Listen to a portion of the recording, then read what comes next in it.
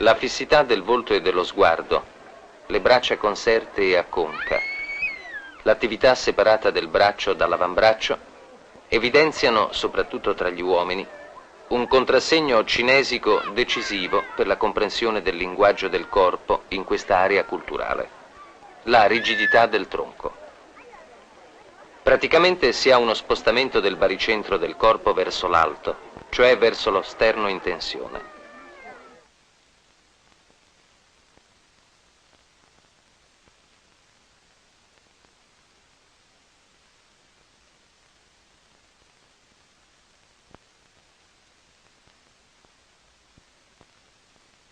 Dalla rigidità del tronco ne conseguono una serie di cinemi tipici.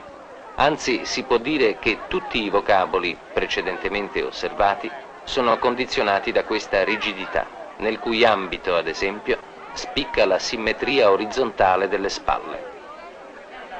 La rigidità del tronco è riscontrabile seduti e in piedi.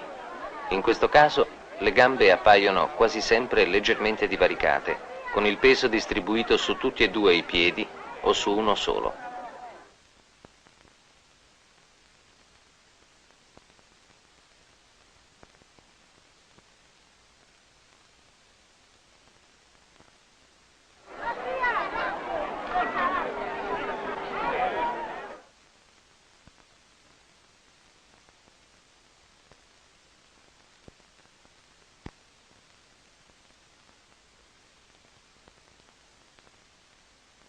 Nel caso di questa postura ci troviamo dinanzi a un interessante cambiamento di segno del cinema, in quanto questa posizione leggermente divaricata delle gambe è da far risalire al costume tradizionale dei pastori, che comportava dei pantaloni larghi da sella e l'uso dei gambali.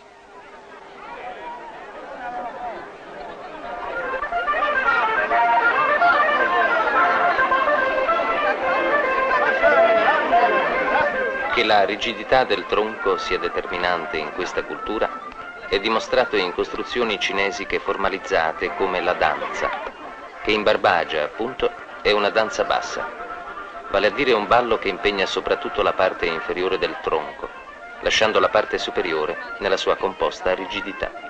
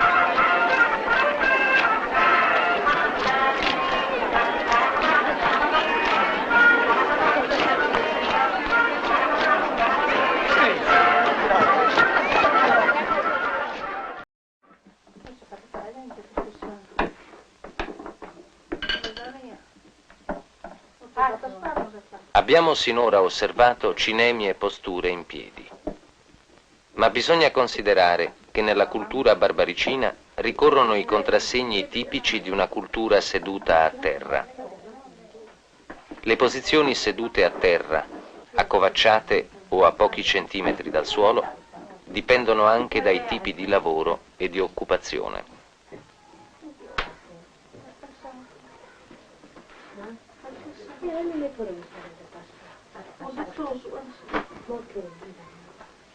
Sta bene, il regolo se non siete. No, venite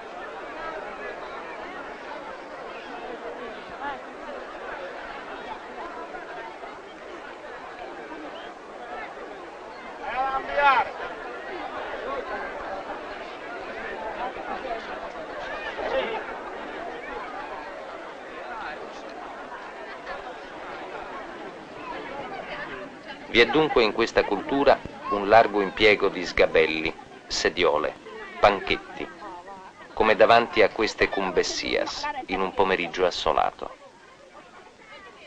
I panchetti e le sediole distano dal terreno tra i 25 e i 32 centimetri. La sedia standardizzata, invece, è alta circa 45 centimetri. In un certo senso, la sedia rappresenta un'altra dimensione culturale. Le posizioni sedute sottolineano ancora una volta la rigidità del tronco, sia dritto che inclinato, con le ginocchia leggermente divaricate, i gomiti appoggiati alle ginocchia e le mani fra le gambe. Posture che si ritrovano anche tra i giovani, nonostante le trasformazioni dell'abbigliamento che, anzi, spesso evidenziano i contorni del corpo.